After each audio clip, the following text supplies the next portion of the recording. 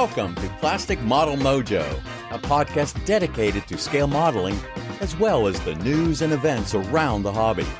Let's join Mike and Kentucky Dave as they strive to be informative, entertaining, and help you keep your modeling mojo alive.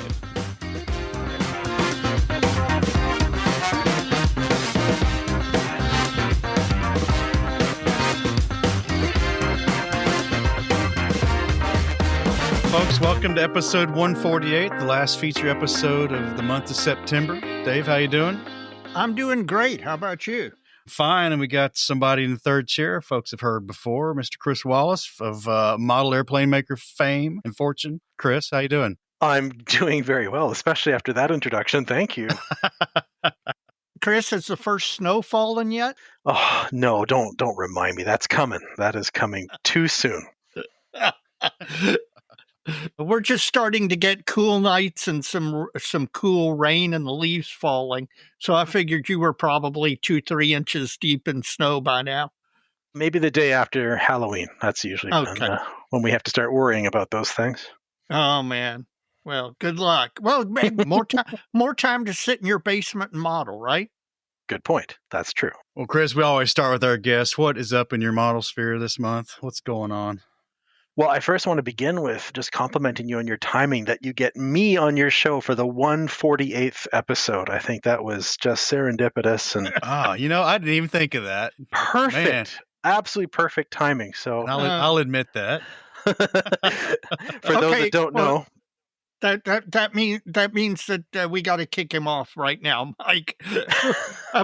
We can't have a whole episode with him going around telling us how great 48 scale is. That's but fine. It That's is. fine. It absolutely is.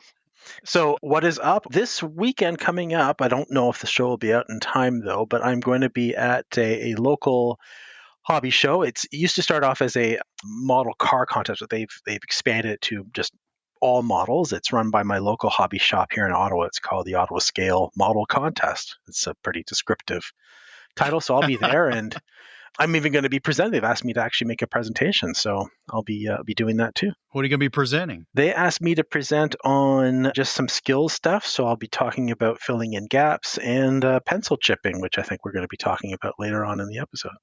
Well, it's funny you should say that because Mike and I are both going to be at a model contest this weekend too. We are. And Dave, I'll just move to you on that. What's up in your model sphere? Well, the model show season is in full swing. You and I are going to be at a model contest. The local club, Military Modelers Club of Louisville, is holding their annual invitational this weekend, the 27th of September, and you and I will be there at Paraquet Springs in Shepherdsville, Kentucky. We're going to have a great time, I know. My model sphere is too full of things that aren't modeling related, but I am making modeling progress. I'm super excited. I'm jazzed to get to the bench, to work on stuff. I've got plans. I'm already virtually modeling ahead my next project or the one after that. You know how that goes. Yep. I know. I do a lot of that. Yeah. So what's up in your model sphere? Well, it's the show. I'm excited about coming to Shepherdsville on Saturday and seeing that facility again after so long. Yeah. Unfortunately, you were weathered out last year. Was weathered out last year, but before that, it'd been a long, long time since we were at that facility. Because we had the show at our club, basically our clubhouse, the space we share with the Louisville Car Club. And, I've not seen some of our club members since the last time we were at the venue we've been using most recently before Paraquet Springs. So looking forward to it. I remember the facility. It's going to be a great time and hopefully no seriously inclement weather this time. Yeah, we don't need another wind lightning storm that knocks power out, right?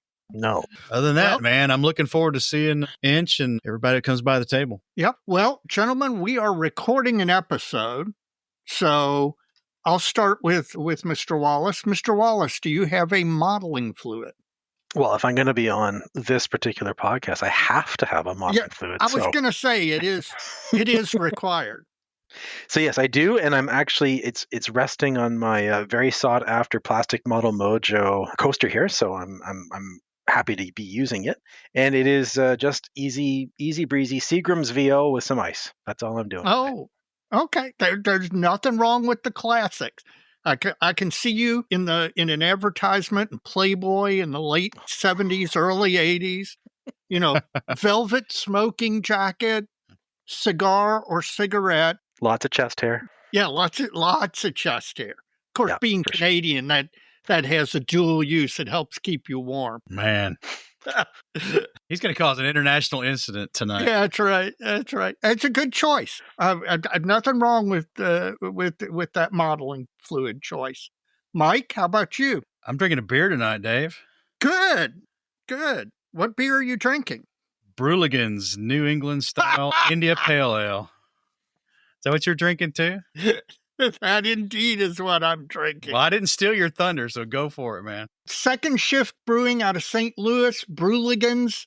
It's a New England style India Pale Ale given to us by my fellow IPMS board member, Bob Delaney, at the Nationals. And he gave us enough that you and I could split it. So we're both having that tonight. It'll be an interesting contrast to see what you think of it versus what I think of it.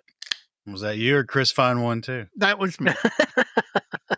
My arm's not that long. Well, while you're pulling down the first drag off that, Dave, let's get into some listener mail. Sounds good. All right. Well, Chris, if you got any comment, you can just jump into. Sure. How about that? Sounds good. Well, the first one's another show. We covered 2 in the show Spotlight, but this one's coming up September 27th. So same. That's Saturday. That's the same day as our show. Yep. And the same day as Chris's show. And this was sent to us by Charles Rice. And it's FallCon 25. And it's in the greater Charlotte area in Mooresville, North Carolina, 9 to 3 at the Charles Mack Center. I'll put this link in the show notes. And man, if I don't forget, I'll put the PDF in the on the dojo as well. But sponsored by Fast Track Raceway and Hobbies in IPMS Race City. I guess that's Charlotte. So. Yeah, or if it's Bob Bear's home chapter too. I can't remember. That might be Bob Bear's home chapter. I don't know. So all kinds of shows. Yeah. In Canada and here. Up next from the inquiry last episode, Tim Nelson confirms that he did give us the Woodinville whiskey. So yes. Glad he clarified that. Yep. I confirmed that with Mr. Bates as well. And we need to get Tim arranged for an appearance because I have an idea in November. Mm-hmm. We'll talk about that later. So Tim, keep your calendar open in November. We may want to talk to you. Keep an eye on your email. That's right. Keep an eye on your email. Next, Dave, is Bruce Binkson, and he's in the San Francisco area. Yes, San Francisco, California. And he sent us his, last year he sent us his 2023 year in models. As a synopsis of all his builds and some photographs and a little bit of text around. He says, well, he's done that again for 2024. Bruce, I wish you'd just put this on the dojo. You do great work, and I know everybody else would like to see it. One other thing from a comment in episode 142, our least favorite modeling company, our model company. Yep. Now, this is interesting because right now we have the same one, Bruce. His is Bronco Models. And he's built their 135th scale early M24 Chaffee. Sounds like the engineering on this one is, by his words, has mocked, insulted, and ridiculed him the entire time. So, that's what you want in a model kit, right? Yeah, exactly. Chris, you ever get one like that? Oh, I've gotten a couple. That's for sure. I think maybe I'm trying to think in the aircraft realm. Now in 48th, your chosen scale, I don't know, but I know a lot of the Kitty Hawk kits tend to be looking great, but not so much once you get into them. Yeah. I heard that too, and I never had the chance to build one. Yeah, I heard the same. They've been quite a challenge, especially with all those open panels that never quite lined up properly, that type of thing. Well, a large swath of that stuff's available again. Maybe I'll get you one for Christmas. There you go. No? Okay.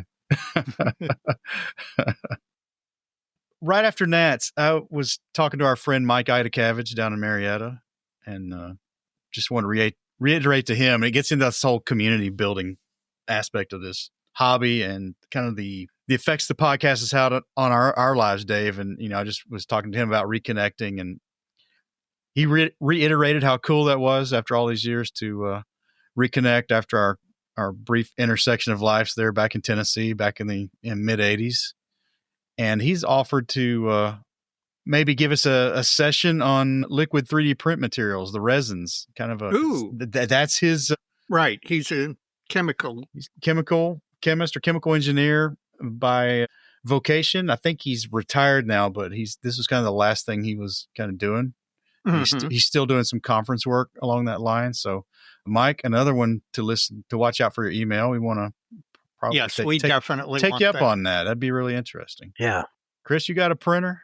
You do? I do have a printer. I do. And I don't know anything about the resins except obviously the more you pay, quote unquote, the better it is. I have no idea why, but I would love to know more about that actually. And they're kind of toxic too. You probably know that.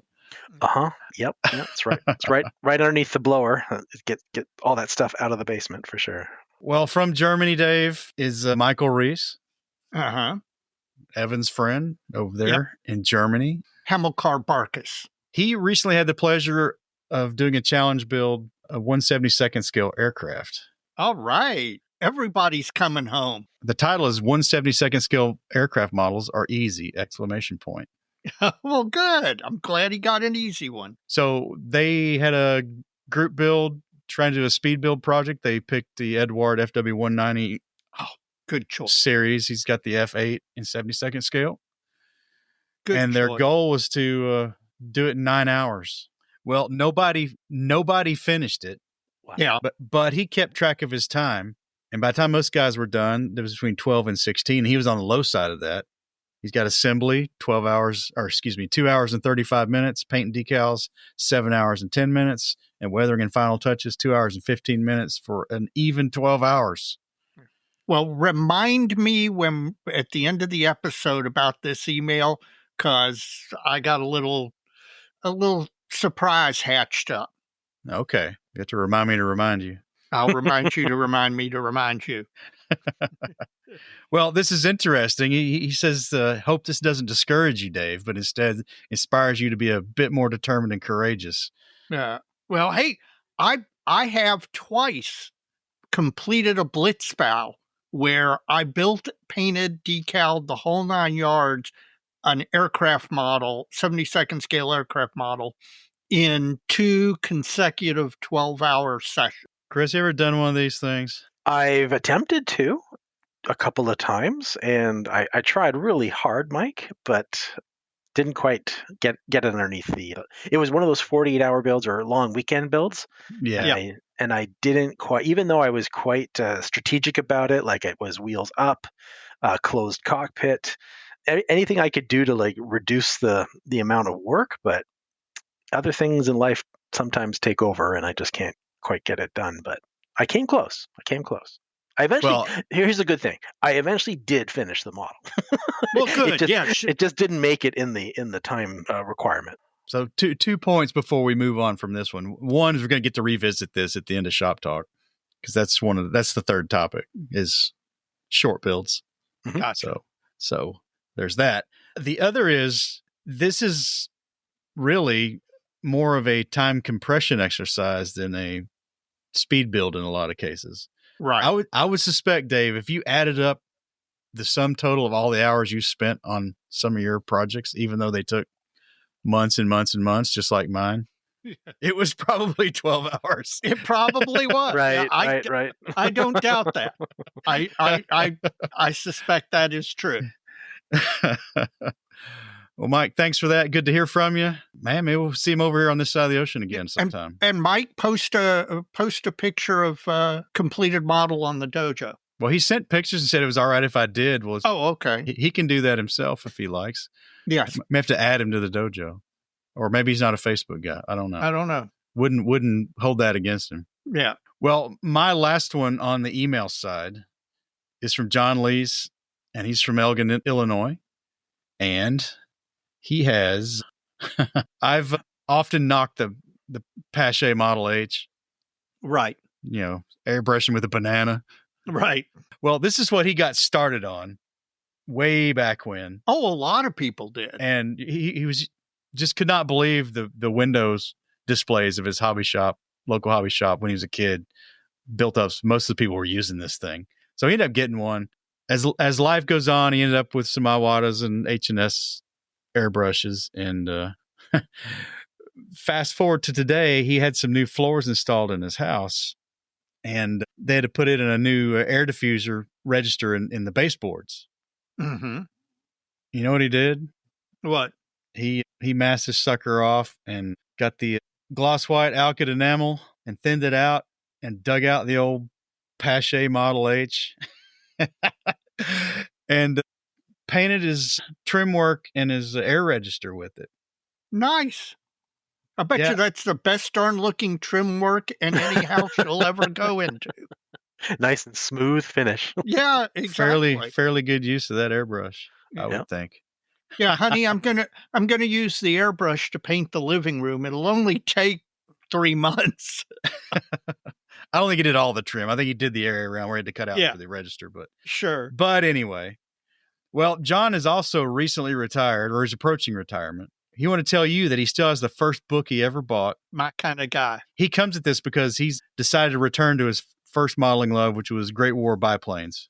Oh, good choice. Now, here I'm going to utter a heresy. Great War biplanes, I think, is a subject where you should build in 48 scale or 32nd scale. Of course, then again, William Adair is doing them in 144 scale scratch built. So, but that's one where I am willing to admit 72nd scale simply is a little too small to do that comfortably. Although there are plenty of people out there who do it. That's a big claim by Dave right there. Yeah, that's right. Or a recommendation. Yep, you're not going to hear that often. The Earth may have shifted enough on its axis to give Ottawa perpetual late spring. Yeah, that would be that would be, if that happens, you owe me, Wallace. I just see all these gentlemen scale builders just getting their pitchforks and their torches ready. Yeah, they're coming hunting for me. Yeah. That's right. I'll just say he had it coming, man. Right. Well, the book was The Fighters by Thomas Funderburk. Okay. Circa 1963. Yep, I am familiar with the book. Was it a birthday gift? For me, no. I probably took it out of my school library. You're not that old. Yes, I am.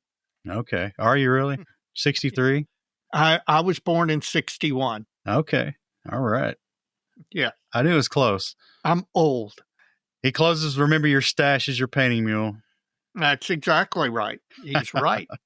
Chris, do you ever get the knack to do a World War I plane? I've done a 148 scale. I think it was all white. David, help me out. I think it was the Fokker 7. Is that what that? Yeah, the Fokker D7, the one that was in all white. Yeah. I know the one you're talking about. Wasn't like an Aurora Albatross or something? No. It was an Edward, I think. And Edward 48 scale kit, and it's gorgeous. I got everything done right, but David, I could not get that top wing to top wing. Do you know what I mean? Like, yes. I could not get the top wing to top wing for me, and it just looked a little odd. It just alignment on World War I aircraft, biplane aircraft is an art. But if you looked at it with your head tilted slightly and one eye slightly closed, it was great. It looked really, really nice. That's the way I recommend viewing all of my models. Well, I would do something like put all the wing struts on backwards so the top wing sits behind the lower wing. There was an actual aircraft like that in World War I where they did that intentionally. Probably wasn't the one I was building, though. Probably not. Well, Dave, what are the DMs looking like? The DMs are hopping. The first DM from our friend Kevin Hedrick at Kit Masks, he DM'd me with a link to a YouTube video where a builder was building the old 72nd scale G8N1 Rita. This is a very early Hasegawa kit from the 70s. It was Japan's attempt, one of two attempts by Japan to do a 4-engine strategic bomber. And it's an old kit. I mean, it's right up Kevin's alley as far as creating masks for old kits. But this was a YouTube video, and he knew that I would have an interest in it. So he shot me the link, and I really appreciate him doing that because I love to see stuff like that. Now, what kind of build was it? Was it an Opus type thing, or was it just how to get the best out of it out of the box? It was more how best to get. The builder did some improvement. I'll drop a link in the dojo so everybody can see it. But it wasn't one where somebody was scratching every last detail, but it was making the best out of the kit as it exists. Sorry, what scale would that have been? Is that 48 or No, 72nd scale. 72nd? God's one true scale. Oh. Man, that thing would be big in 48 scale. Yeah, It would be bigger than a 48 scale B-17. Wow. Yeah. That would be fairly large. Listener Brian Bennett DM'd me. I've sold a few things on the dojo lately. The battery in the Volvo died. So, man, car batteries have gotten expensive. When did that happen? So I sold a few excess kits and books on the dojo. Brian bought some. But he DM'd me. He's an over-the-road trucker, and he likes to listen to the podcast while he's traveling. And he had stopped for the night and shot me a photo of the modeling fluid that he was having that evening at the end of a long day. And I like seeing that stuff. Guys, when you have a new modeling fluid, put it in a picture of your model bench or whatever, and tell us a little bit about it, because I really do like learning about all the different beers and stuff out there that maybe is very regional and therefore you don't get a lot of exposure to it. So please do that, and I appreciate Brian for doing that.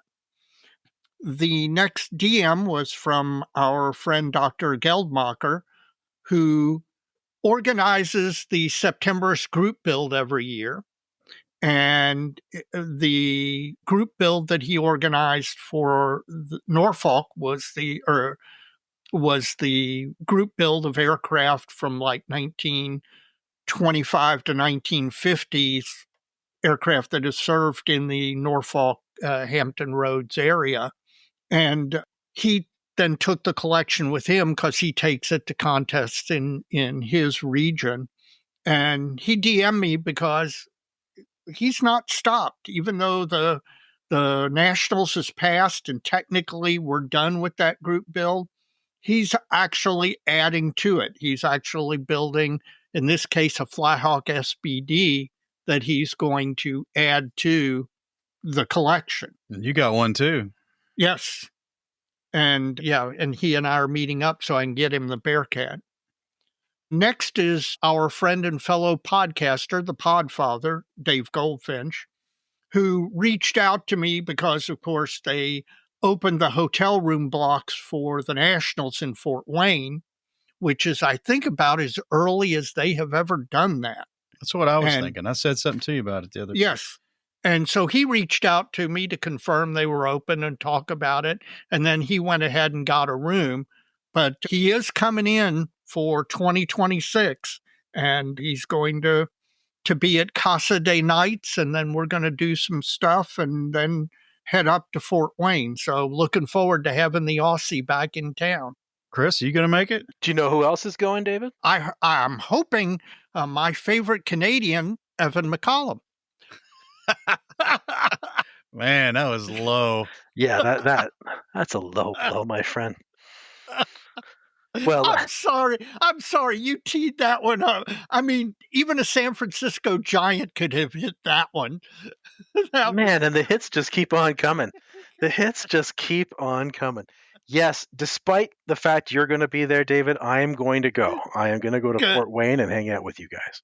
And we're going to a baseball game. Absolutely. We are. Absolutely. We are going to a baseball game. Looking forward to that. The next DM is our friend Stephen Lee, Sprue Pie with Frets, who DM'd me because, and I think this is the second time this has happened to him. Oh, I saw this. The store brand super glues that are Bob Smith Industries. Yeah. Yeah. And then the local hobby shop buys them, and they usually put a label on them with the local hobby shop information. For I think the second time, he's had one of those things explode. Oh, burst open. Maybe explode is too energetic a word, but burst open, and then of course spill out and dry. And of course, he had it somewhere where it was in a drawer, and it ended up ruining a whole bunch of tools and supplies that were in that drawer with that bottle of super glue.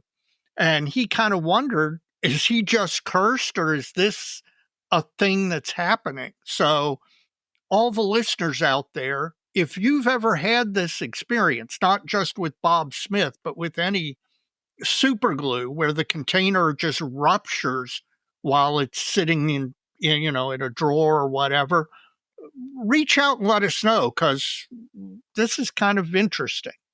It's not for Steve. Yeah, well, that's right. He lost a bunch of stuff. By the way, he did send also his local club, the Southern Delaware Modelers. Apparently, they've taken inspiration from Mike Basket and decided to build a whole lot of aircraft on catapults. Yes, that's the one I saw. nice. I don't know if they took inspiration from me or not. I mean, it's a really interesting subject. And well, we're taking the story that they took the inspiration from you, whether they did or not. I have to wonder, is it one person or multiples? That's what I didn't gather from it. That's a good question. So, Steve, you'll have to reach out and give us a little more info on all those catapult aircraft. And reach out to Bob Smith Industries. Geez. Yes, exactly. You send him a bill for your tools. I'm glad he could open his drawer. That's nice. Yeah, that's right. It would have been bad if it was glued shut. Well, I mean, the nearest thing I've had that happen, I spilled, I can't remember which, I don't know if it was Testors or Tamiya liquid cement on my workbench one time. And at the time it spilled, I had all my Tamiya masking tape dispensers down on the bench. And they just all happened to be with the pull-off panel side down. Oh. So, like, glued to the bench. 2 of the 3 of them got glued together. I can't get them apart anymore. So, so once the tape ran out, I had to get the whole dispenser and everything. So yeah, that's not like a major disaster. But if you're twofer with super glue blowing up in your storage, that would merit a inquiry to the manufacturer, I would think. Yeah. Yeah. What am I doing wrong, or what are you doing wrong? What are you doing wrong? Well, the next DM is from Justin Reed, and Justin DM'd me because he posted a post in the dojo and it got held for spam clearance. We're still having this problem on the dojo. I'm whitelisting people and that helps somewhat, but doesn't cure it. That continues to happen. It is out of our control. I try and catch them and get them posted as quickly as I can. We will tell you that the one thing that I think they all have in common is where they are cross posts, where you are taking a post from another Facebook group or your own Facebook page and cross posting it onto the dojo. And I think that triggers the spam filter monster, whatever it is. And so those seem to be the posts that get routinely shunted into spam. If it happens to you, I apologize. If it goes more than 24 hours and you don't see the post, DM me. I'll go check and try and get it found and cleared. The spam monster. The spam monster. It happens on my group too. I have Model Airplane Makers as a private group, and I think also what might be triggering it is if someone is multi-posting to various groups almost in a small period of time. Yeah. So it just happened today with the president of the local IPMS chapter. He wanted to post another ad for the show, and it got thrown right to spam. And I think what happened is that he's for lack of a better term, he's throwing it all over them. He's doing it, but it's not actually spam. It is a legitimate announcement. But I think that might also be a trigger for them to quarantine it. I agree. I think that is indeed what's happening. So just everybody be warned. Finally, on the DM side, David Weiss DM'd you, or he DM'd and he thought I was replying, but it was actually you. And he was inquiring about what the Musaru subject was. Because, we had all gotten them, all the podcasts had gotten them, but we really hadn't talked much about it. And so he reached out to inquire, and you told him what, Mike? I told him that I had it and what it was, and that I can't remember exactly off the top of my head, but it'll come up in Benchtop Halftime Report. Oh my gosh, don't tell me you've already started it. I won't tell you till Benchtop Halftime Report. Okay. How about that? That's all right. Well, that's the end of the DMs. Well, folks, we like the listener mail, and you can email us at plasticmodelmojo@gmail.com, or you can send a direct message via Facebook Messenger. That's usually Dave, but sometimes it's me. That was the Musaru, so I took it because I'm the Musaru builder this time. Right. There's also a third way you can get to us. There's a feedback link in the show notes of each and every episode. You can get to us there. So keep it coming, folks. We like the listener mail.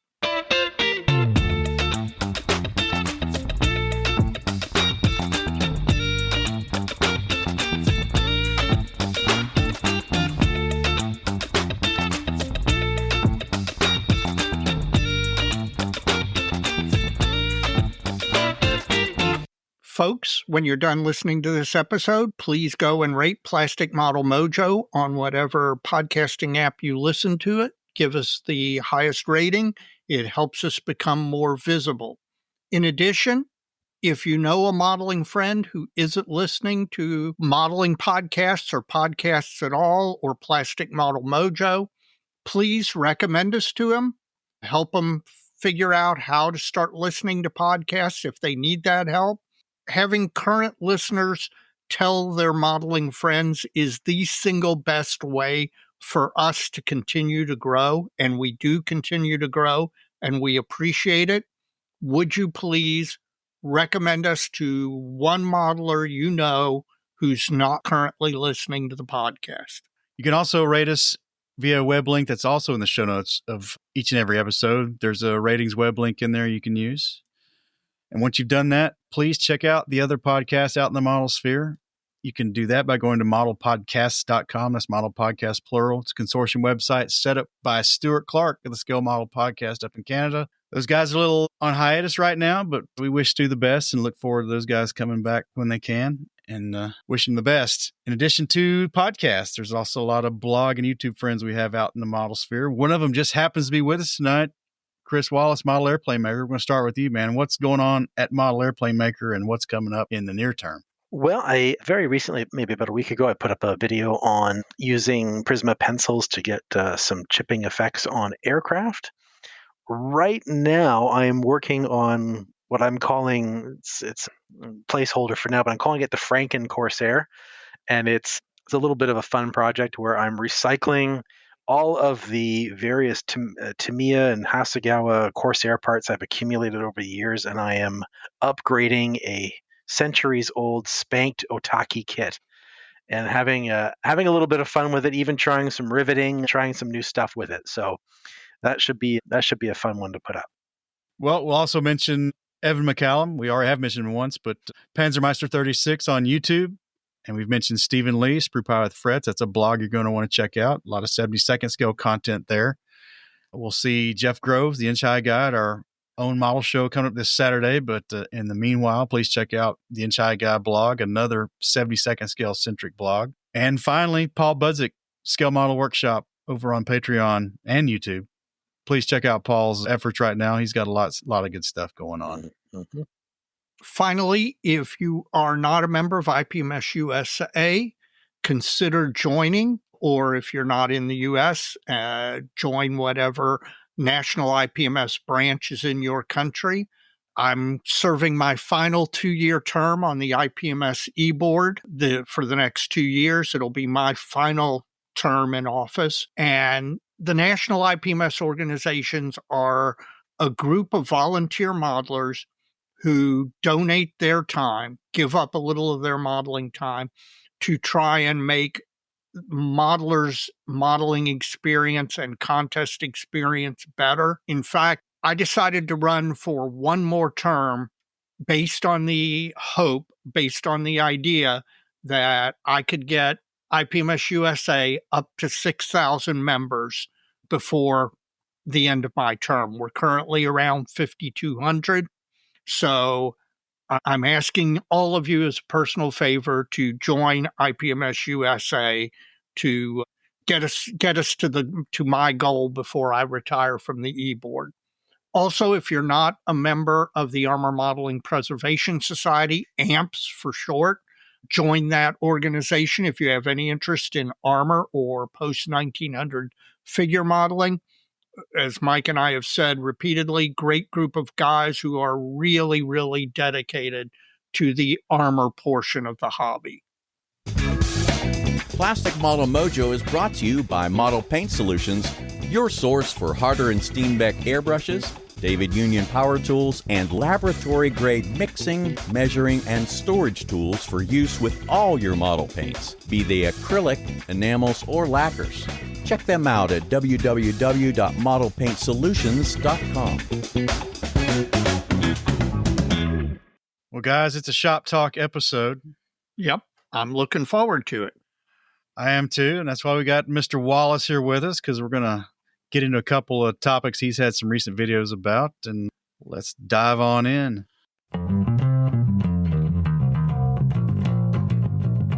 Well, Chris, not your most recent video, but the one just prior was on your Starfighter and your bare metal finish on that one. And I just thought it was a very, I don't know, I think I told you, approachable way to do a bare metal finish.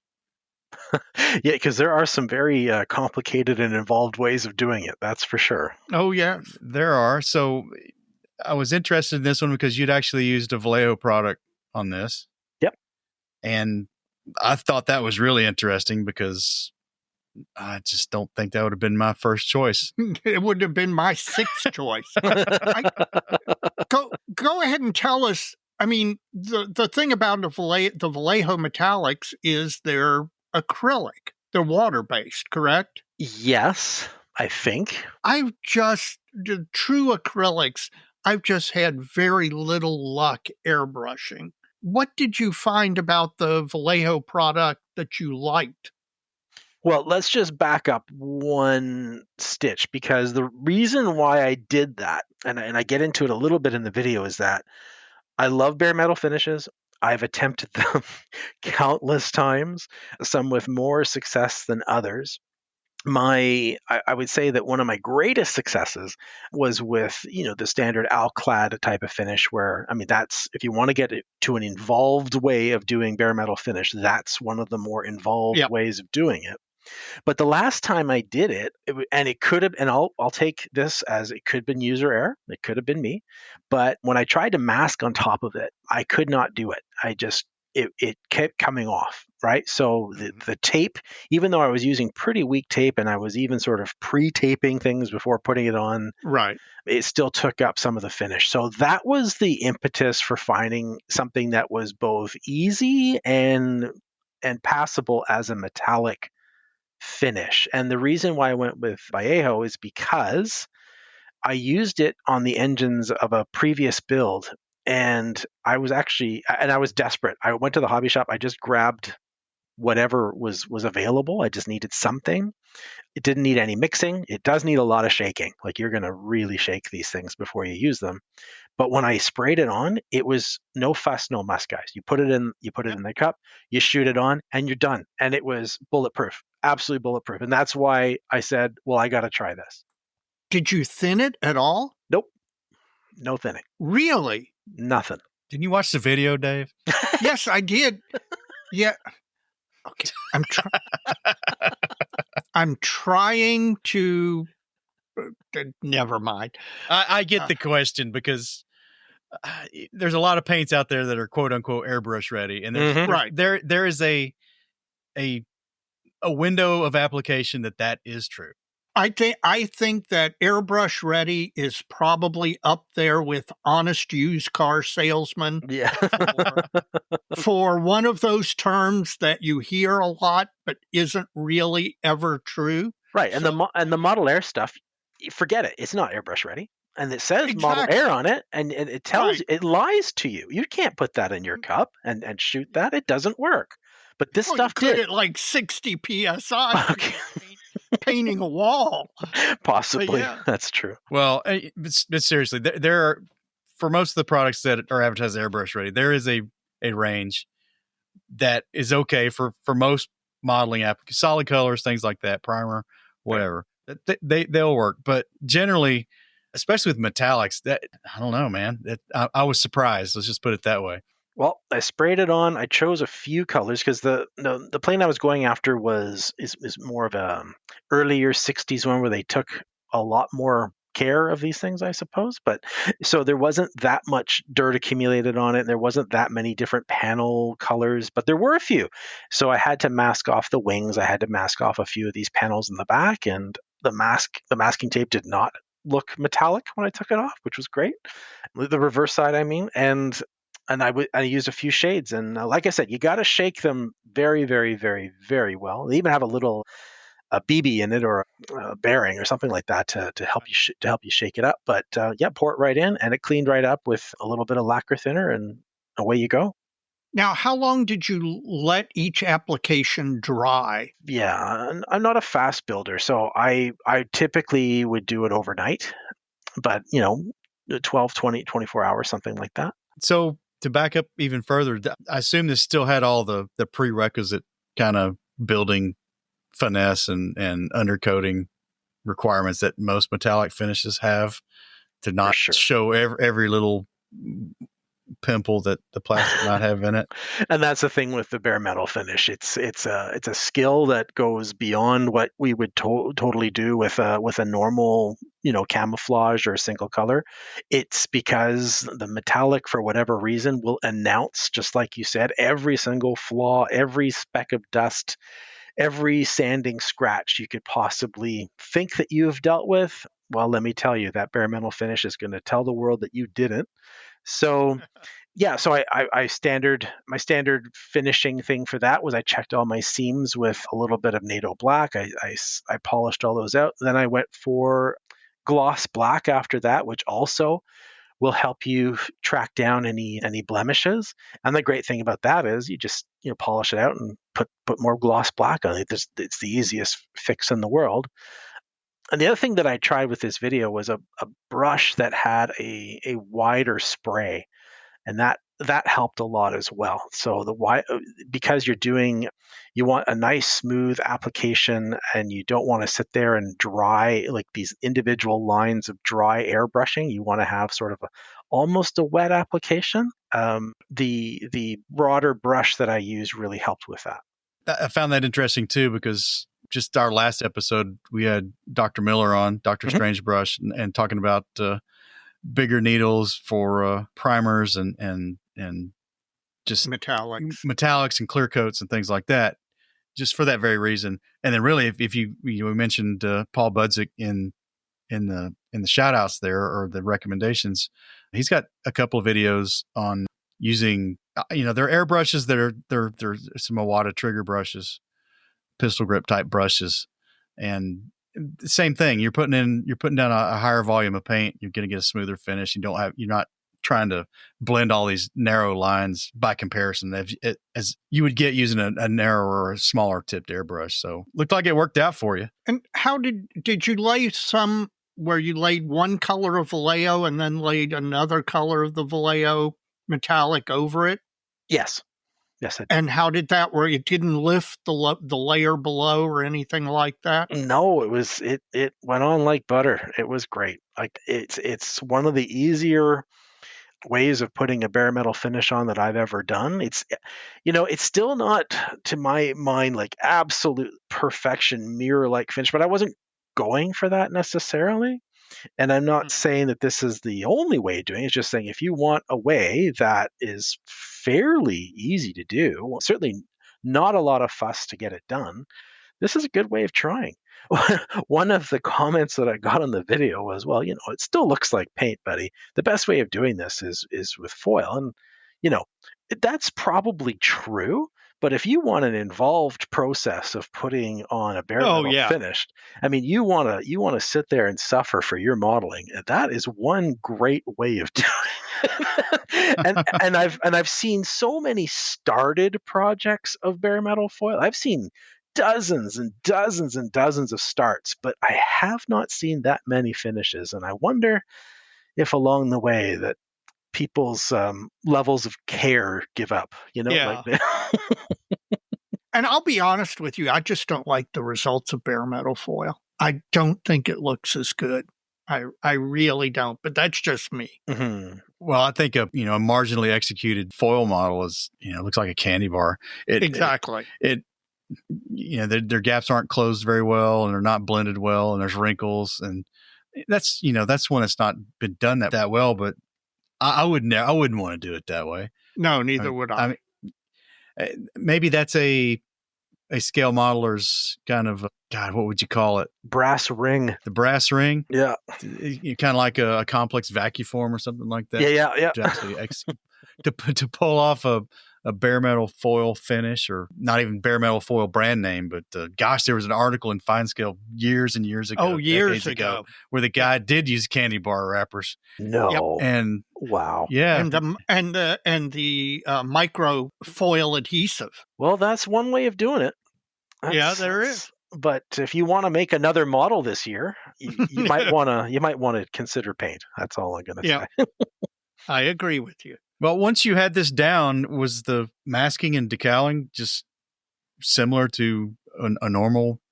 That was another great benefit too. So I was worried about that as well.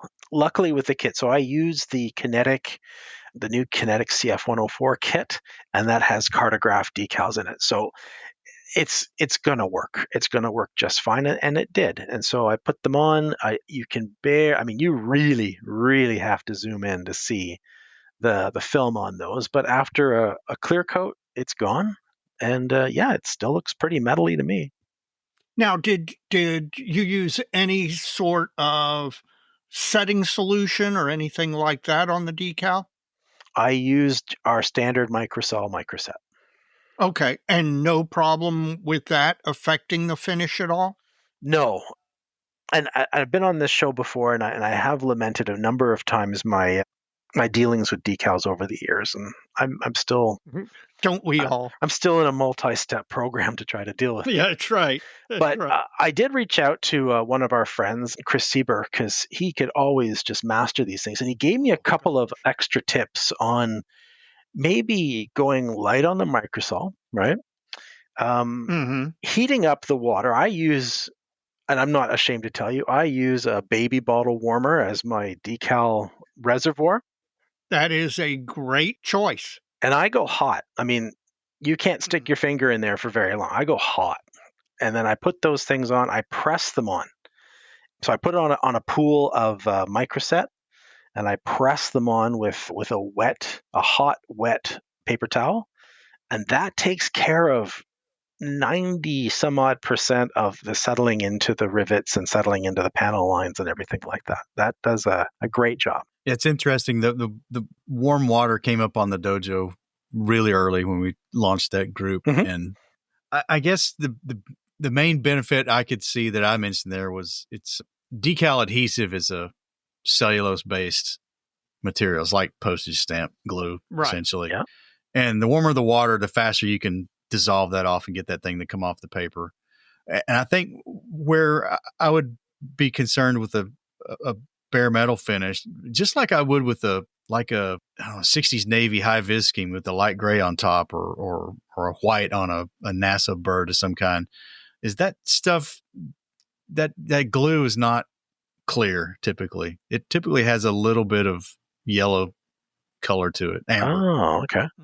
And I would just think if you didn't get most of that gone, that you might it might leave a footprint around the decal or something. I don't know if it actually makes that much difference in the softening of the decal. It might help with the micro setting solution to work faster too. I don't know, but I know for sure it'll help get that stuff separated from the paper really quick. I do think that the hotter the water, it does make the decal softer. It softens it more such that it then will either be pressed down into the details, or your micro sol on it will work more effectively. When you put a decal on that's just barely room temperature water, it doesn't seem to settle down as well. I agree. And one thing that we should let everyone know is I know cartograph decals fairly well. I worked with them quite a bit. So I know that they're going to stand up to this. Mm-hmm. But if you're going to go hot on something else, test first. Really give that test. And I can't remember the name of the manufacturer, but I tried it on another decal and it did not like hot at all. I'm going to say it shrunk. It certainly curled up. It was very. I could see that happening. It was very upset with me. So if you're going to try it, give her a test before you use that one irreplaceable huge decal smack in the middle of the wing. Give it, try something on the underside first and give it a try. What was the most difficult thing? The prep ahead of the bare metal finish, I would think, would probably be right up there. I mean, it's going to be a testament to your skills and your eyesight to get that thing where you wanted it. And patience too. So with that kit, I'll tell you, and it will be in a future video because I'll do a full build. Everything went pretty smoothly all the way up until I had to put some panels on. And, wouldn't you know, some of them just would not span the opening that they're supposed to span. So I did a lot of gap filling with some gap filling strategies. It was a little bit disheartening because I thought that this kit was going quite well. But I say that now. It's not the end of the world for this to happen. It's a fairly easy fix. It just takes you off that momentum because we all want to get to that fun painting stage. So yeah, it was getting those gaps all dealt with, smoothing everything out, checking it all over, and then going for the gloss black and diving in the deep end. All right, you ready to do one, Dave? Yep. What's your bare metal thing you want to do? So a lot of Japanese ones out there for you. I was going to say a KI-61. There you go. With the green snake pattern over the bare metal. It'd probably be at the top of my list. I could do it. That's like a Sabre. Yeah. An early jet. Wait, there's got to be a catapult aircraft that's bare metal. Seriously doubt it. Oh, sure. You don't think there's a couple yellow wing ones available? Yellow wing catapult fighters? Right. The fuselages were silver dope, but that's right. That's right. The front panels, the metal panels, were usually metal. Yeah. Actual bare metal. But I could see doing a Sabre jet or something like that. That'd be cool. There you go. Classic choice. Shooting star. Yep. Well, Chris, your latest video was some chipping with pencils, which I did a little bit of on my Japanese float plane. I found it a pretty cool way to do it. It looks like you had a lot of success yourself there on your subject. Well, that was one that I wanted to do, and the impetus for that was I tried pencils years ago. And I didn't really put a lot of thought because someone said, you gotta weather that with some pencils. You gotta make it look like it's been worn a little bit. So of course I went and got myself a Prisma pencil at Michael's. I sharpened it up and then I gave my airplane measles, and that was just not the way to go. And I took a look at that and said, what in the world did you just do? I put the pencil away thinking that was one of the dumbest things that I've ever done. But I've been to a couple of model shows since. I've been to a couple of model shows with our good friend Steve Hustad, and Steve has some amazing effects with these pencils. And so I was sort of like, okay, well, this guy can do this. There's got to be a technique out there. Right. And the impetus behind doing the video is that I really wish someone made a video like this before I gave my airplane measles years ago. There's different ways of doing it, but the whole point of it is keep the if it's a video you're not gonna watch, here's the advice. keep the tip as sharp as possible, and get a good reference photo. That's really, the rest of it, you'll be able to figure this out. You'll be able to figure it out. But if you have those two things, you can slay this. You can do this quite well. I agree. So, and I've got the AK pencils, and I've started using them and just barely, if you'll pardon the pun, scratched the surface. But I can see the potential. I really can see the potential. And, I'm not there yet. I'm not nearly there yet, but I'm there enough to convince myself, yeah, there's a lot of promise here. And one of the big things is that if you mess up, you can take it all off and do it again. Yep. And there are not many things you do in modeling where if you mess up, you can just erase it and try it again. For sure. I can see getting the AKs off, but if you gaff with the Prisma Silver, what are you doing? How do you fix that? I don't know if you can. I mean, I think if you tried to wipe it off, I think you're going to smudge it, but I'm not too sure. So I'd be interested to see if it could be brought off with an eraser. I'm not sure. That's a good question. Well, there's a source of listener feedback. For sure. There you go. For sure. Luckily, I didn't need to. Yeah. But keeping it sharp was key. Yes. That's for sure. Because you can get kind of out of scale and 70-second scale real quick.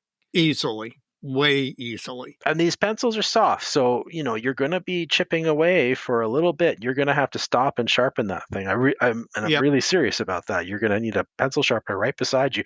Don't worry. These things are very cheap. A couple of bucks and you can have I think you can almost have two. $3 you can get two of them. Yeah.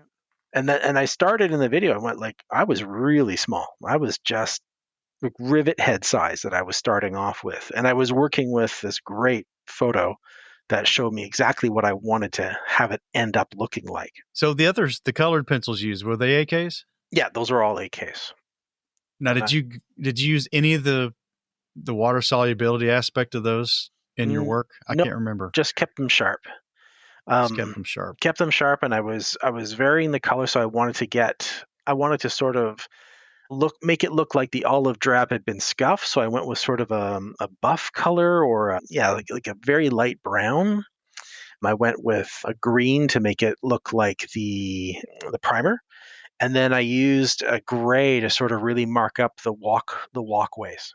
And at the very, very, very end, when I was really happy with what it looked like, I got a little bit of powder, a little bit of Pacific dust, and I just lightly dusted it all. If you haven't tried the water solubility aspect, get yourself a mule and start playing with that, because I've started to play around with that part as well, and it has some really interesting capabilities. Like I said, I am convinced that these pencils can be a lot once, and like anything else, it takes practice, just like learning to airbrush. For sure. And the other thing that I got into the video is you really have to look at your subject, because, I've tried the chipping fluid, but for a lot of applications on airplanes, these things are chipped to pieces. These are typically scuffed and scratched as opposed to big chunks of paint flying off of it.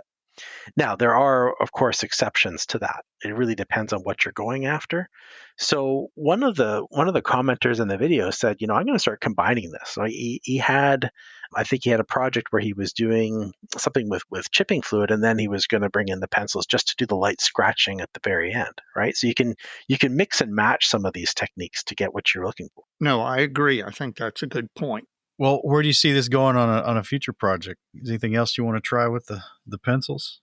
Well, I'm going to try and scale it down to 72. I got some 72 builds that are coming my way in the mail right now, and I'd like to really narrow that down. But again, it's going to have to be an exercise of an extremely fine point, like really, really, really sharp. And again, finding a great photo, that's the tough one. I would love for some listener to be able to provide me with a a website or anything where I could find really good high-res photos of planes in this condition, because going up and down the internet is such a crapshoot in terms of, like, yeah, you can get a picture of an airplane. This is true. But when you're looking for something really specific like that, like how the wear patterns were or exhaust patterns, stuff like that, even on a period picture, it is hard to find. It is really hard to find. And I think that's really a good point that is overlooked. You can be really great at the technique, in this case, the pencil technique. But if you don't do it with reference to an actual photograph or photographs of the model, your model isn't going to look right. Whereas if you got really good photographic reference and you follow it, it will make the model look so much better, because things is subconsciously, I think your eye knows when the wear patterns and the scratch patterns look right and when they don't. Mm-hmm. And so I do think that people sit there and they'll say, oh, I'm going to weather this model, and they just start weathering it without any reference to looking at real world examples. And then they don't know why their weathering technique doesn't look quote unquote realistic. Or the plane caught measles. Or the plane caught measles. Well, what type of subjects are the 72nd scale ones that you're going to try this on? So I'm going to have a PBJ, which is a Navy variant of the Mitchell that was brought about later in the war. What's fascinating, so I'm getting into these sort of like weirdo subjects where I'm just fascinated. So the F-104 was fascinating to me because for whatever reason, they let Canadians put nuclear weapons on these things. And I'm still kind of blown away by that concept.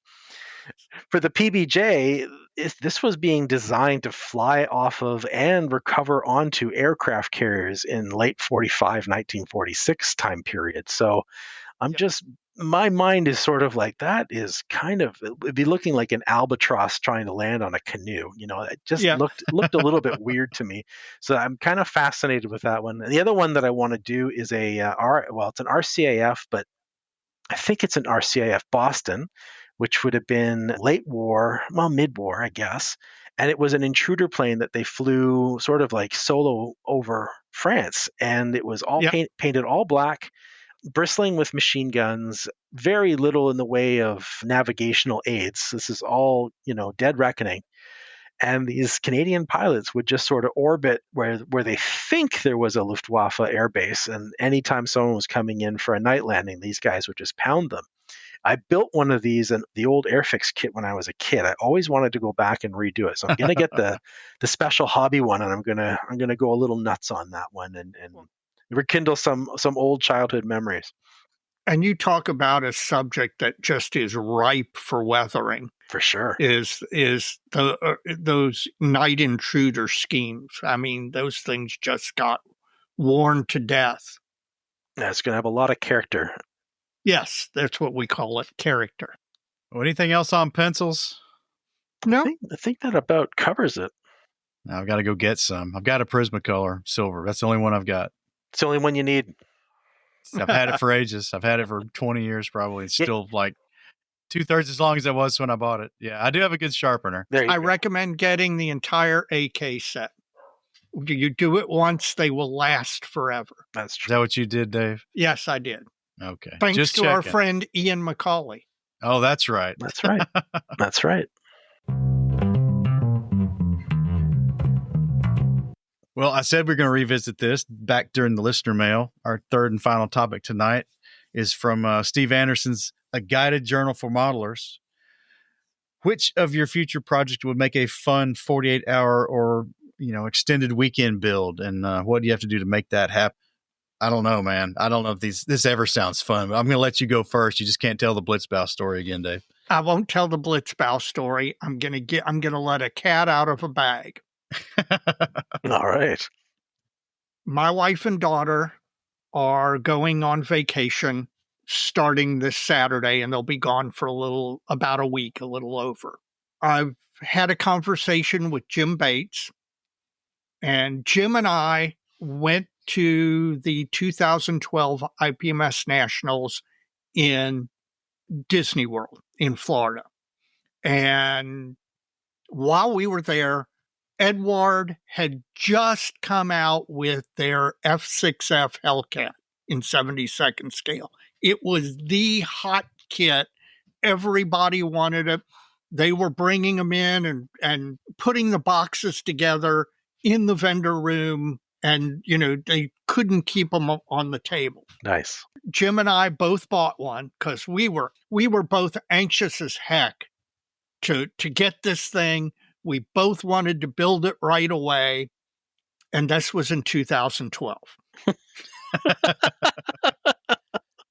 13 years later, we both still have the same kit that we bought at the Nationals in Disney. Neither one of us has built it. They improve with age, David. They're like a fine wine. That's right. That's right. You have to wait till they peak. Right. We're letting the plastic breathe. That's right. Well, because I've got a window where the wife and daughter aren't going to be home for a week, and I've got this kit that I can do in overall gloss sea blue, and I just bought decal sheet at the Nationals in Hampton that has something like 15 F6Fs on it. Jim and I are we're not going to do a 48-hour build. We're not going to do a 72-hour or 12-hour build or 24-hour build. But we are going to attempt, in the space of, say, 5 days or so, starting Saturday evening, we are going to build these kits, each one of us, and post it on the dojo as we progress. We're going to do the old Blitzbow thing where we put the running clock with the build on each picture to keep track of the time. And we're both going to try and, from beginning to end, build the Edward Hellcat in 72nd scale. So there you go, folks. To get this done in 48 hours of a long weekend, Dave's solution is to make it 5 days. Yeah. Now, not to violate Mike's Mike It's rule fine with me. that I can't talk about the previous Blitzbows, but I mean, I have twice completed a model in 2 12-hour sessions over a weekend. 2 more than I've ever done. So, but I will tell you, good on you, buddy.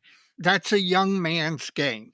I'm not sure. I am not sure that at my advanced age that I could do that now.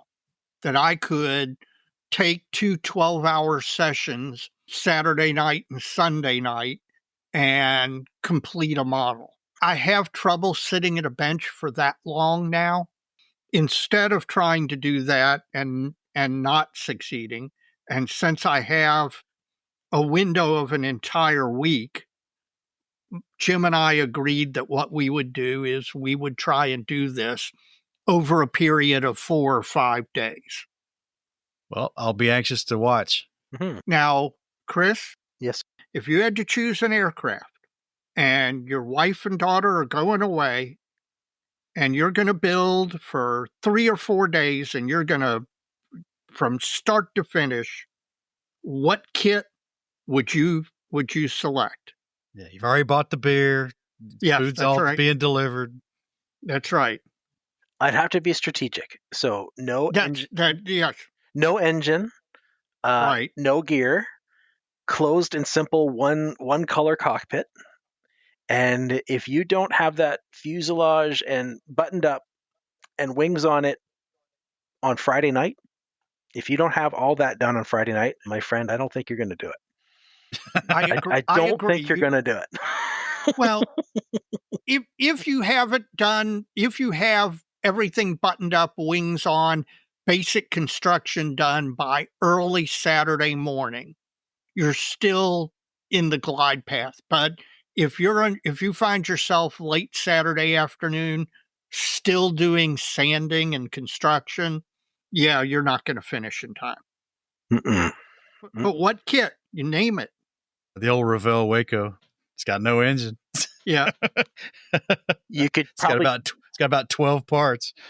probably the Hobbycraft saber. You mentioned sabers. You could probably do it that way. That would probably be a pretty good candidate. Yeah, something like that. Single color. Yes, that's one of the reasons that the Hellcat appeals to me, is that I can do it overall glossy blue. Now, when Mike forwarded this as a potential subject, I could only think of one thing, and I know that David's eyes are going to roll because I often do this to him. But out of all the things in my stash, the one that I could probably is a good candidate for a 24-hour build or a 48-hour build would be this Mach 2 models, and it's a Sea Dart. No. Oh yeah, there is no. You could not get that. You could not get that model together in 48 hours. You could not get assembly completed. David, there's 6 parts. There is 6 parts to this thing. There's nothing to it. No, you still the fit issues and the sanding. There is no way. Not enough time for the putty to dry. Exactly. Exactly. I'd have to figure that one out, but I would do it. This would be the candidate that I would do a quick build on, because the whole point, it's a very simple airplane. At the end of it, it's basically an angry Hornet. That's what it looks like. There's no engine on it. There's no gear. There's nothing. And the whole point of it that I would like to do, which I wouldn't be able to do in the 24 to 48 hours, is to make some sort of water base for it to go in, because I've seen some neat wakes forming behind this thing. And I'd like to try that. But the build itself, the model, it's not that hard. Not that hard, David. Yeah, right. I'll believe it when I see it. Okay, Mike, come on. You can do armor if you want. Sure. Well, that's what I was thinking. I've got remember those old Airfix blisters I bought at our show 2 years ago? Yeah. Yeah, I think the Brin carrier and the 6-pound anti-tank gun would be one that could be knocked out in a long weekend. I think that's a good choice. And you know what else I think would be good? If you're going to go 35th scale, I think you could do a Kubelwagen or a US Jeep, and you could probably knock that out in 48 or 72 hours. Well, see, that gets into the biggest hang up I have. Which is? If I went something 35th scale, even those two subjects, I would want to build those to a level that I would never bother trying to build it in these quick builds. Yeah. Well, and that is, by the way, one thing that you have to decide when you're doing this type of build is this is a palette cleanser. Mm-hmm. I am not going to build it as if I am entering this in a competition or writing it for a magazine review article or anything like that. That's true. Maybe a Bandai Star Wars something would work too. That'd be cool. Oh, no, those Bandai Star Wars kits are great choices for a blitz build. Relatively simple. They're well-fitting. Their paint schemes are actually not overly complex. And I think those would be great choice for it. Yep. Or even one of those 48 scale kits, a 48 scale armor that doesn't have a turret. That'll help you. Yeah, that would help. No turret, that takes care of a whole build section for you. Gone. So I will see what Dave and Jim get done. Mm-hmm. That'll be interesting. Well, we're fired up to do that. I don't think my even entertaining this in conversation should be mistaken for me signing up to do it. No, we're not recruiting you. Not that one or any others. It's because even those blister kits I've got that I've picked up, it's kind of something. Well, I don't know. I wouldn't do a lot to them. I don't know. Maybe I could. Maybe I should give that some thought. Maybe I should. We've often talked about building outside our genre. That's but one way to build outside your comfort zone. Trying to get through something in a compressed time frame is certainly another way to do it. Maybe there's something to. Maybe there's some self-awareness to be discovered there. Yep. Maybe I should give it a shot. Maybe I'm actually warming up to this idea now. All right. Reel him in. Fish on. Well, we thank Steve for bringing us these topics in his journal, and we've got I guess we'll do this to the end of the year. So there's a few more to Yeah. pick from. I don't know. We've probably not even picked half of them yet, but certainly the ones that lend themselves better to these conversations. But it's been fun adding these to Shop Talk. So Steve, thank you for those. We appreciate it.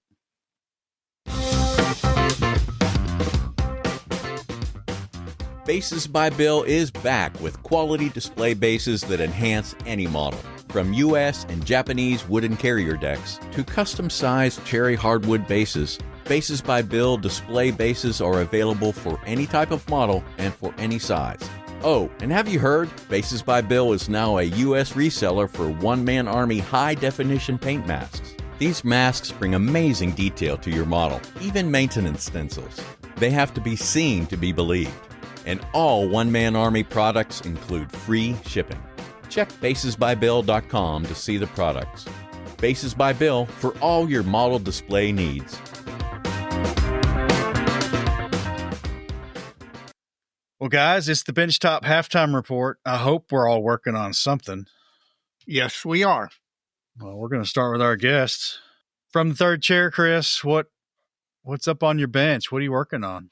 Well, so I have right in front of me a almost put together Franken Corsair Otaki kit that's been improved with various bits and pieces that I've had left over. And the one thing that I'm having fun with is learning how to use a riveter, drawing on the lines using a plan and getting these rivets on it. And it's actually going a lot easier than I thought it was going to be. Is this the first time you've riveted a model? Yeah, it'd be the first time. And so All right. you draw it out, and you could just freehand it. Once you draw it, it's actually not that hard to freehand it and follow your own lines. So having fun with that one. And what riveting tool did you get to do this? I have a combo. So I am using these AK ones that I picked up for 48 scale airplanes, and I have an RB production ones. I don't know if he still makes them, but an RB production riveter. I think they do. Okay, I picked that up a few years ago. Radu Brinson. That's right. Well, let me ask a little bit about this because I've do some, like you said, some Franken kitting, some kit bashing, some cross kitting before. In fact, I do it fairly regularly. But with vehicles, armor, trucks, and things like that, it would seem to lend itself easier. So what of the Otaki kit are you using? The entire airframe, wings, and fuselage? Wings, yeah, most of the wings, most of the fuselage. So what's new is the cowl, engine, cockpit. There's a few other pieces too. Landing gear, canopy, and all the little, sticky bits that go on the outside. Well, a lot of that small stuff I would think are fairly easy swaps. There may be some engineering fixes because they may not locate the same way on one kit versus the one you're trying to put them onto. Right. But the cowl, man, a scale discrepancy there could really blow up in your face. And well, I had to take off the cowl flaps, so we're down to the firewall. And when I did that, it just fit on. Like it's actually pretty darn close. I did need to do some body work on the top panel to get it to join perfectly. So are you replacing the cowl flaps? Yeah, I'm using Tamiya cowl flaps. Gotcha. The cockpit fit nicely, but I had to really work in the turtle deck behind it. I had to use the Tamiya one to get it to work right. Well, I'll be curious to see this one when you gonna have some photos in the upcoming video of this thing before you prime it. Yeah, for sure. Have that done. And I'm going to paint it, we call it an El Salvador Corsair, with the one that's all camouflaged. Right. That's the one that I want to do. Yeah, that's just such a nice scheme. It's one you don't see a lot built. It's well, true. you actually in 72nd scale, I have seen several people do it in 72nd scale. Yeah, I don't know that I have in any scale. So that'll be cool. Is that all you're working on? Is that thing? That is it. You're a one project kind of guy? Well, I have a couple of things in the can for videos that I have to sort of put together the video and the voiceover for it, but that's the only thing that's on my bench right now. Okay, just give us a tease. What is the next video on? So the next one is going to be the full build of the CF-104. That one, I also have something on. I'm going to do a short for painting wheels. I'll do that one. And I was also trying to do one with some pilot painting, but I've had some problems with that one, my friends. I have some problems. So the idea behind that is to get an easy, straightforward way of getting a decent pilot, right? A decent kit pilot to put in, something that's repeatable, but I need a bit more work on that one. Are you telling me this is a skill challenge? This is for sure. Well, if that's all you've got, Chris, Dave, how's your projects coming? We know what they are. The Bearcat is, for all intents and purposes, done. It will be at the MMCL show on Saturday. I am then going back to the SAM and the BT7. And then, as I teased, the Hellcat will come out and get done within 4 or 5 days, beginning to end. And I've got to tell you, Jim and I talked about this and cooked this up this afternoon as I was driving home from work. And we're both kind of fired up to do this, not the least of which is it brings back memories for both of us from that long ago national. Well, good. I look forward to watching this unfold. Mm-hmm. Yep. Well, what's left on the SAM? That's got to be not too. The oil detailing on the bottom. Then it's just so a little bit of chipping with pencils, and then put the gear and the prop on, and we're done. But it hadn't moved much since last time. No, it has not moved at all since last time because I was focused on actually getting a model finished for the year. The Bearcat is number 2 for the year, and if I can you're ahead of me now. Well, if I can get this Hellcat done, it'll be 3 for the year, and then I can get the SAM finished by the end of the year. That would be 4 for the year.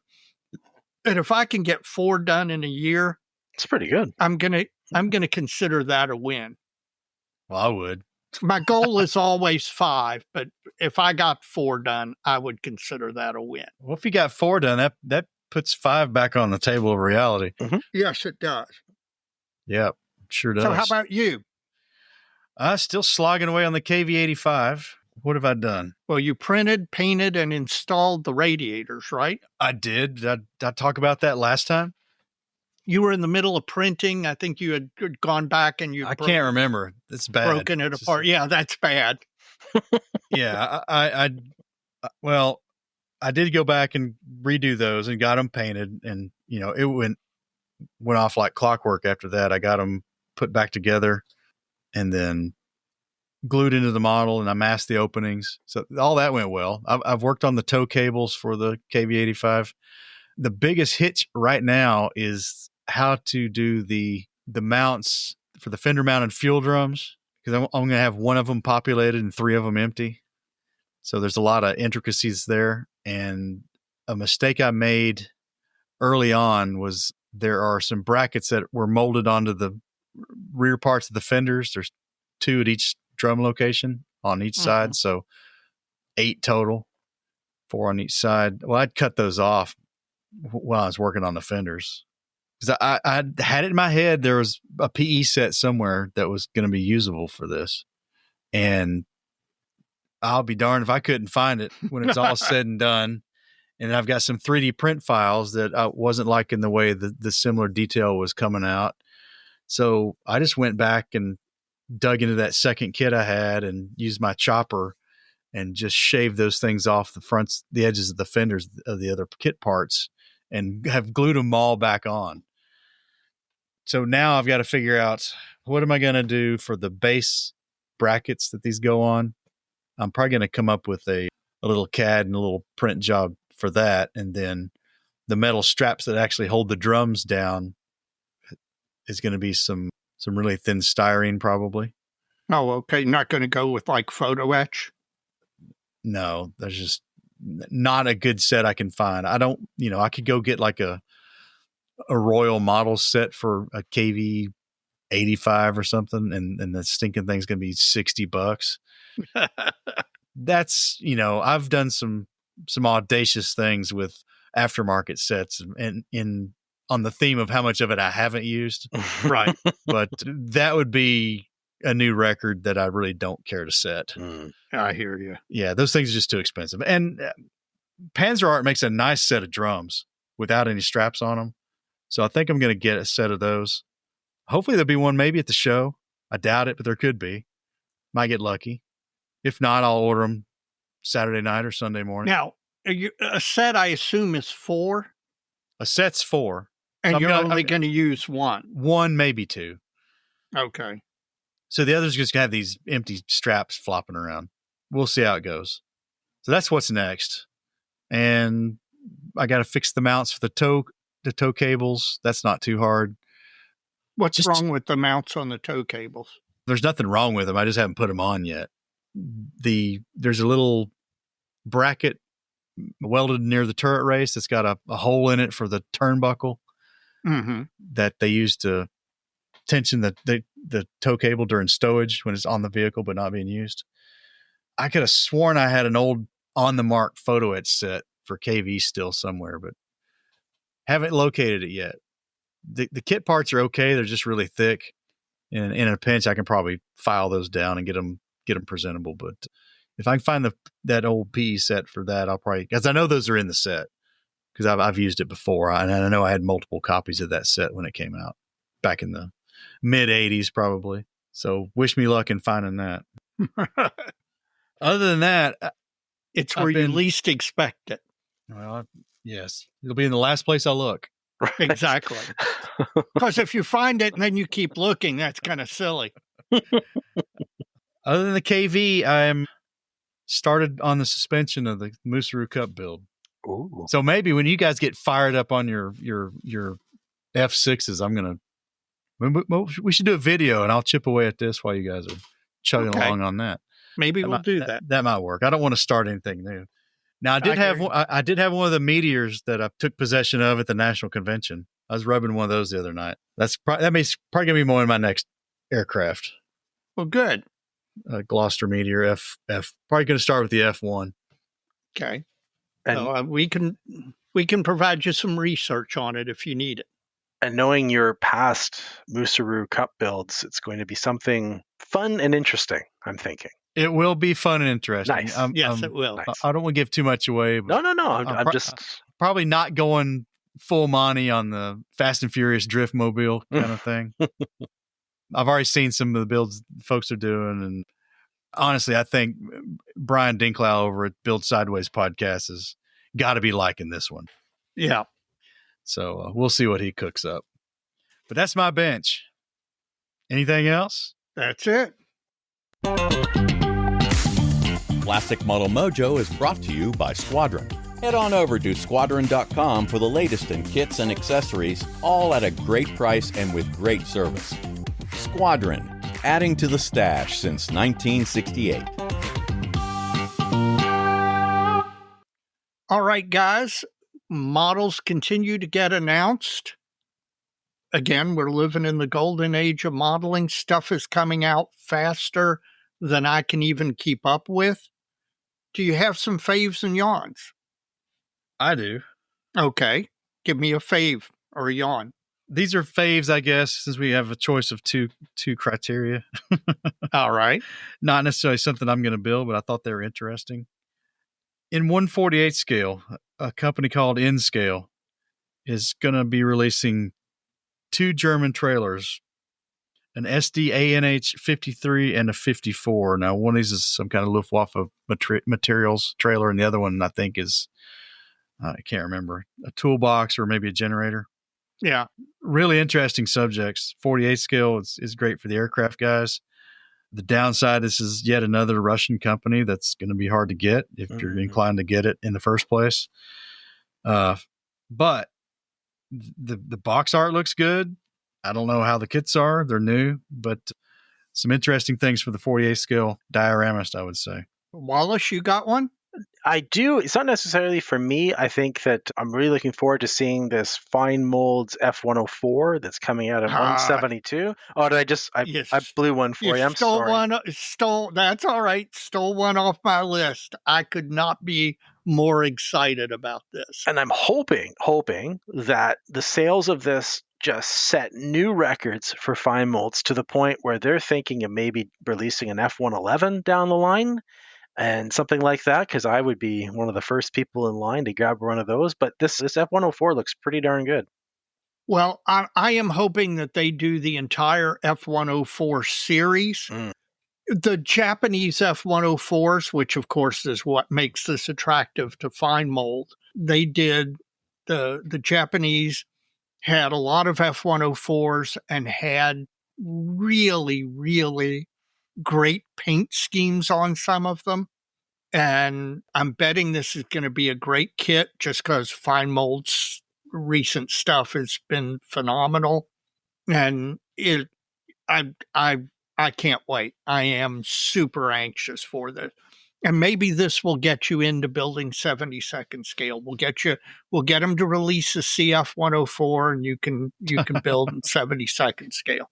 Back to me, because you guys had the same one. Yep. That's right. Back to you. Wow. T model in 72nd scale. They've announced a Humvee in 72nd scale. Nice. It's not very big. It's not tiny. It's not tiny. That's going to be interesting because there's always some modern U.S. armor in that scale. That's good quality. I think that should be popular, and it could be useful for aircraft modelers too. No, I think that has a lot of crossover appeal in 72nd scale. Chris, you got another one? Yeah, I would say a total yawn would be the Arma Hobbies Hurricane. I'm just I'm just kidding. I'm just kidding. You're going to get angry letters from Jim Bates. You know that. No, I'm just kidding. I hope that whatever lesson they needed to learn from the 48 scale Airacobra, they learned that lesson and totally apply it to get back to where they were with their previous 48 scale kits. And this is looking pretty nice too. So this would definitely be a fave for sure. So I'd hope so. That's just I would think a simpler airframe altogether. Mm-hmm. So maybe they'll get this one more to your liking. For sure. Well, and what's funny is that, I've heard you and other people talk about the difficulties of the 48 scale P39, but yet the 72nd scale P39 is widely praised as a really great kit. So you kind of, did they learn the lesson from the 48 scale kit, or exactly how did that happen? We do not know. We do not know. We do not know. Well, my next one is a fave, and it's Arma. Arma has gone back and they are doing 3D printed interiors and detail parts for all their 72nd scale aircraft, the P-39, the Hurricane, they're taking them all. Wow. And just releasing sets of 3D printed details for the interiors and etc. And I mean, you talk about those are beautiful kits to begin with, one and all, and the ability to upgrade the kit by incorporating the new technology that the 3D printing brings. The detail is just so nice looking. And I can see I love the Arma kits. I have pretty much all of their 72nd scale aircraft kits. And I can see me snapping up all of the 3D printed items that they're going to release for all these aircraft. They get expensive, man. I'm selling blood as fast as they'll let me. I really am. So, Mike?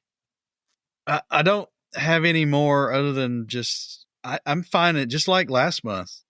I'm finding it hard to find things in the glut of 3D printed stuff coming across like ScaleMates. Yeah. golly, it's just so much stuff. Mhm. It's either wheels or figures or armament or whatever. It just goes on and on and on and on. Yeah. And everybody seems to be releasing 3D printed figures. And of course, the beauty of it is they can release them in 72nd scale, 48 scale, 35th scale. For listeners out there, if you buy some of this stuff, please post photos and your analysis on the dojo, because there's so much of this stuff.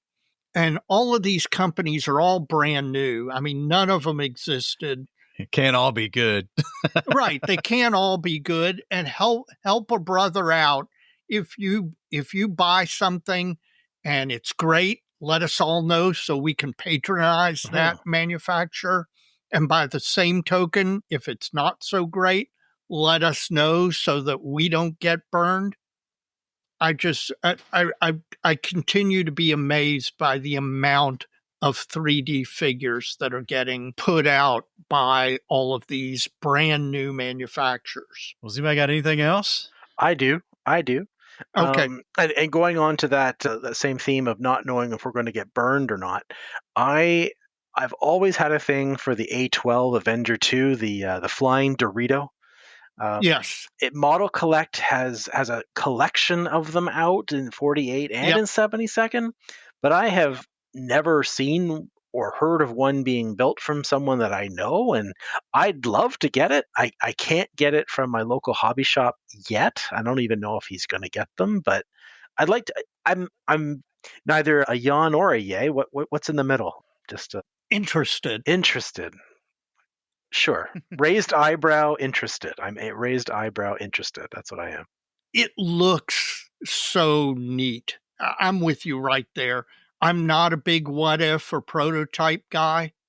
I could certainly see myself getting a 72nd scale one and building it up as an operational Navy aircraft. For sure. And putting it on bases by Bill, modern carrier flight deck with an F-18 or an F-35. Anything else? Nope, that's it. Yeah. Gentlemen, we're almost the end of the episode. I am assuming that your modeling fluids are reaching the bottom of the glass or the bottom of the can. So let's start with our guest, Chris. Tighten up the velvet smoking jacket and give us your give us your rundown on your modeling fluid. Well, it's like you said, it's a classic. This is what my grandfather drank a million years ago. This was his go-to. So I remember buying this bottle maybe about, I don't know, a couple months ago. Because I don't usually get VO, I usually get something else, but thought I would think of the old man in my own way, and it went down as it's supposed to. It's good. There's no surprises and no disappointments. That's what we want out of our models and our modeling fluid. Mike, how about you give us the review of Second Shift Brewing's Brewligans? It's a pretty good IPA. It's probably the right out of the chute, the first thing I can say about it for me personally. It must not have that variety of hops in it that sets my allergies off. Well, that's good. Well, that's good. Yeah, so haven't had to deal with the sniffly nose when I'm trying to finish my beer. I think it's got a little bit of a bitter bite to it. Yes. It's not real heavy on the citrus side. No, it isn't. It's a good IPA, but it's not what I would call. It's not one that's. I'm not trying to disparage it. It's just not. It's not one that's a citrus leaner, I guess is the best way to say it. Right. Because those are a little easier to drink, in my opinion. I agree. I prefer a citrusy IPA just simply because the citrus takes a little bite of the IPA hops, the hoppiness out of it. Now, this is 6% alcohol by volume, so it's a pretty easy drink. It's not going to hit you in the face with a hammer, which some IPAs can do sometimes. Bob, Delaney, thank you for supplying it to us. Get to try a new beer and appreciate that.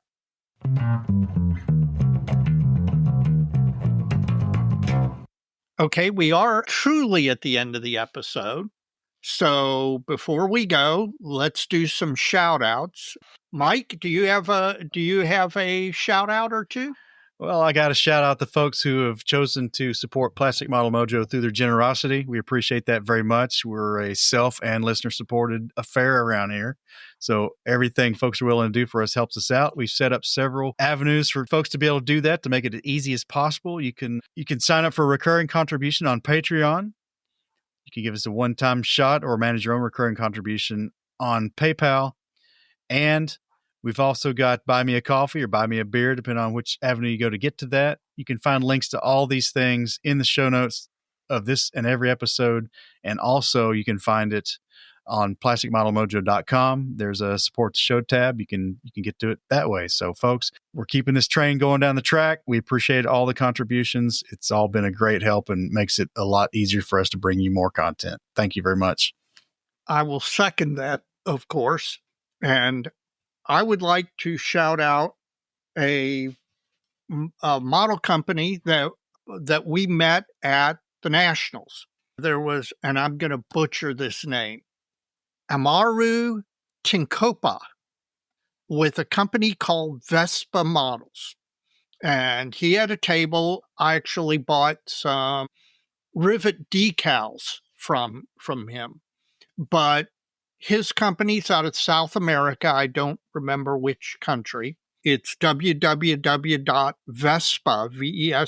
models.com. And they do 72nd scale and 48th scale aircraft detail parts and decals, focusing on South American aviation, particularly South American Air Forces. And I took a look at their website, and they've got a lot of interesting stuff. And if you're inclined toward that sort of thing, take a look at it, and I think you'll enjoy it. Mr. Wallace, we're back to you. Thank you. So now that I have a chance to gather some of my thoughts, I think my shout out's going to go to you guys on the Moj. You guys have been absolutely great. I first met you guys thinking back to the deep, dark depths of 2020. When I first met you guys, and ever since then you've been nothing but supportive of me and my channel. You give me regular shout outs, so much appreciated. It's been a real pleasure knowing you guys, and thank you for having me on the show. Well, I appreciate that. Well, we look forward to our next trip to Canada. Yes, that's right. I got to get my passport renewed. Yes, you do. And hopefully you get the digs squared away. I don't know how we're going to get closer, but I'll try. Yeah, that's right. I think we were close enough. If you can fix that one again, that'll be perfect. No, we're going to end up, he's going to get us beds in the gift shop. We're going to end up sleeping in the museum. Cots. Yeah. Exactly. That's the only way you could get us closer. I'll see what I can do. Oh, they got a DC-3 with stretchers in the back of it? Oh, that would be fun. Go. No, there it wouldn't. Hey, for one night, it might be. One windy, cold night. Well, Chris, thanks for joining us. We appreciate it. And pleasure's all mine. And letting us dig a little deeper, scratch a little deeper on your latest videos, so folks can go to Model Airplane Maker on YouTube to find the videos for the subjects we talked about tonight. Everything but the 48-hour kind of build. That's not a Chris video. Could be. Yeah, it could be. That'd be a lot of hilarity in that video, I think. That would be some potential there. Probably would be. Well, we hope to see you at the National Convention in 2026. That's shaping up to be a grand time there. And Dave, as we always say, so many kits. So little time. Take it easy, guys. Chris, thanks again. See you Saturday, Mike.